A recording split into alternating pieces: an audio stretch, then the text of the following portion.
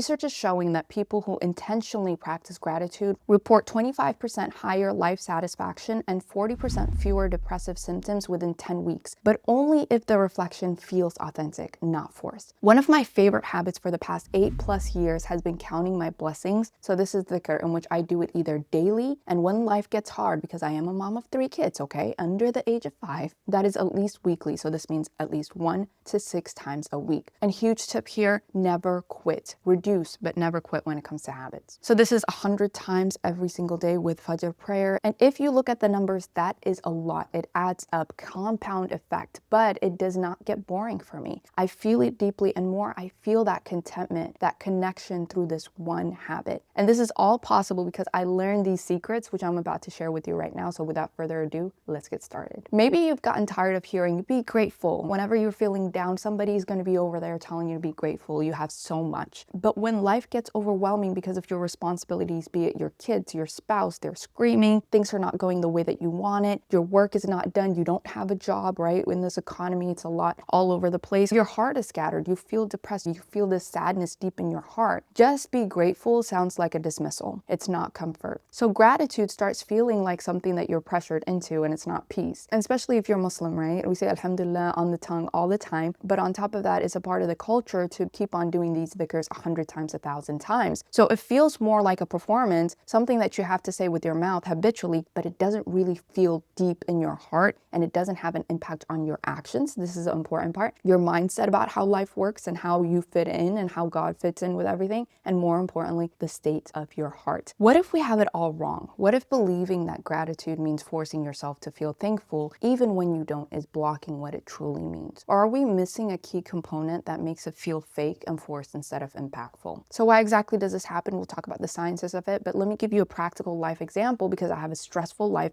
but I'm still able to be grateful. So I am a mom of 3 kids, 5 and under, who are with me day in and day out. I don't have help on a day-to-day basis. We live in an individualist society, except for my husband, who's amazing. So the house is noisy. It is overstimulating to be multitasking like that. More importantly, as I tell my husband, my kids could die if I don't feed them. Do you understand? It's not just working on the computer. It's about making sure that they're safe. So it's highly, highly stressful in the mind. Thankfully, I read a lot, and you can see this on the Knowledge Hub. I have a whole section when it comes to relationships and how to deal with it because the experts know, and they had all the good stuff in books.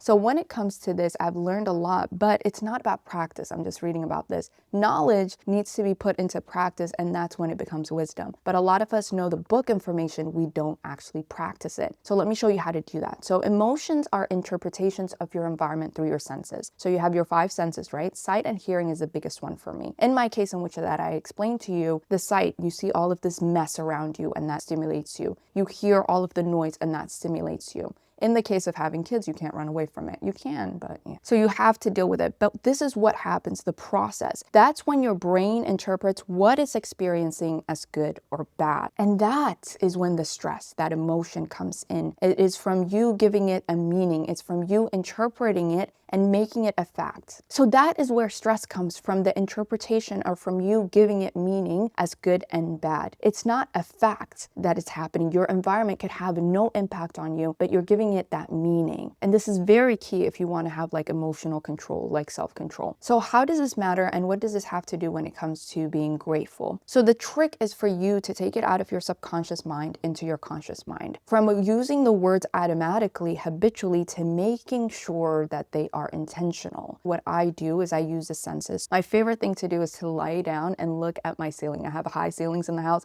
and I've been waiting for that for a very long time. So that kind of catches you off guard. You listen to their laughter, the way that something is happening around you. And that takes you out of that subconscious mind in which you're automatically doing things into the conscious mind. It brings you into the current moment. So that's what I realized. Gratitude isn't about it falling from the sky. You make the dua and it comes, right? Because this is a mental map that we have in our head that God is going to suddenly give that peace in our heart. Sakina, it does happen, don't get me wrong, but it's not falling from the sky because of you saying 100 times astaghfirullah, alhamdulillah. It's not like that. It's something that you catch because the blessing is always there. It's already there. It's waiting for you to slow down so that you can see it. This is the problem with the mental map that we have with it, in that God is a part of everyday life. Everything that is beautiful is always there. But if you start looking at it as something that doesn't exist within your environment, then you're creating this separation. That concept of unity that exists is not there in your mind. So the way that we read it in the books, Allah is always there, Allah is always guiding you, be grateful and I will increase you, we make it something that is foreign, something that has to be captured, something that has to be worked for, rather than something that's already there. And when it comes to gratitude, you really see it, that it is something that's already there. You have dusty glasses on and you need to remove those glasses. Surah Rahman, there's a whole surah about this where people say it's their favorite one. فَبِأَيِّ آلَاءِ رَبِّكُمَا تُكَذِّبَانِ. This is repeated over and over again in Surah Rahman. Which of the favors of your Lord do you deny? And if you really think about it, everything that is listed in there are things that are blessings that are always there. So why do we assume that we have to work so hard to be connected to Allah when it's already here? Maybe our nafs, our emotions, and the way that we're processing the information is the problem. So this is a very key change that I had to do, and I had to read a lot of books to come into the state of being. Once you realize that it's not a performance, something that you just do, it's something that you are a participant in, peace starts to show up in the smallest, most quietest corners of your life. And that is something that we really have to shift. The way that we view the world is not from an Islamic point of view. The world that is around us impacts how we see the world.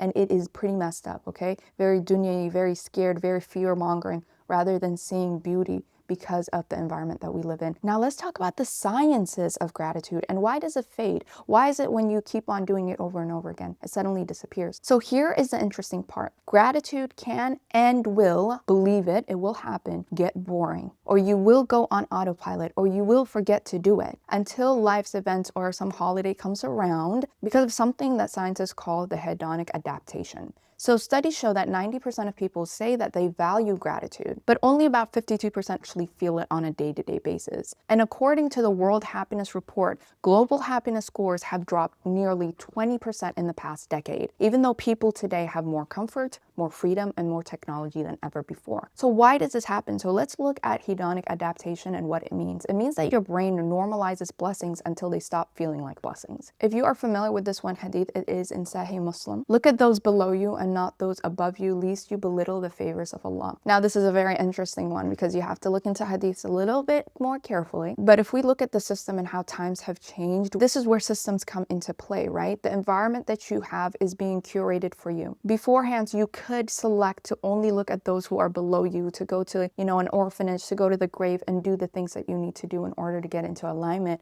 and feel that blessing. But now the environment is being curated for us because of social media, because of the global economy. We don't leave our world. We are spending more time on social media than we are in the real world, okay? This is a huge new thing that has never happened before. So what we are constantly seeing is those who are above us, a curated version of them on Instagram and all of this stuff, and that has a big component. One of my favorite habits to do is do a social media detox. I lock myself out. I pay for a subscription to make sure that my phone locks me out. Okay, this is not an option. I don't care if I'm an adult, and I don't know how even kids are doing this. You have to curate your environment, and that's why I talk about habit systems. Because in this world, if you don't do that, you're gonna have a big problem. So this is the same principle that psychologists call compassion fatigue. When you're constantly focusing on what is next, your mind literally stops registering what is now. And that is the environment that we have. So if you're having a hard time being grateful, it's more about the stuff that you're adding into your life, things that you can remove, such as doing a social media detox, not engaging with people that don't make you feel good. Doing those things are more impactful than you adding more alhamdulillahs and just making it something that you put on your tongue. So the real practice of shukr, or thankfulness, is not forcing yourself to be thankful. It's training your gaze to notice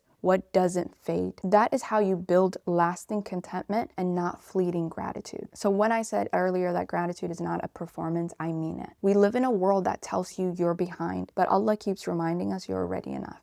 But we don't see that because of the environment. Even the religious talks that we get, the things that we hear when we're scrolling on social media, when we're on TikTok or on YouTube, is not things that remind us that we are enough. You are enough. You just need to see what you already have. rather than chasing something, rather than using it as a performance. So stop chasing the extraordinary. Remember that this time of year, not seeing it because you have dirty glasses. So clear your perception. And that's what I realized. Gratitude was never meant to be a task. It was meant to be a lens. And when you see through those lenses, everything ordinary becomes sacred. So if you can take a moment today and ask yourself, what's the one thing that I've already asked for that I have, that I've forgotten about? And may Allah make our hearts still enough for us to see his gifts, not through the pressure, but through presence. I wanted to make this podcast a little bit more light and gentle so that you can focus on the environment that's around you instead of listening to this and being sucked into the future or the past, because I've made this video already. If you want more reflections like this and how we can build a mindset through Islam and not through hustle that the world has taught us because of the Industrial Revolution and everything like that, in which there will be a podcast like this, make sure to subscribe, to like, and to share. Until next time, peace.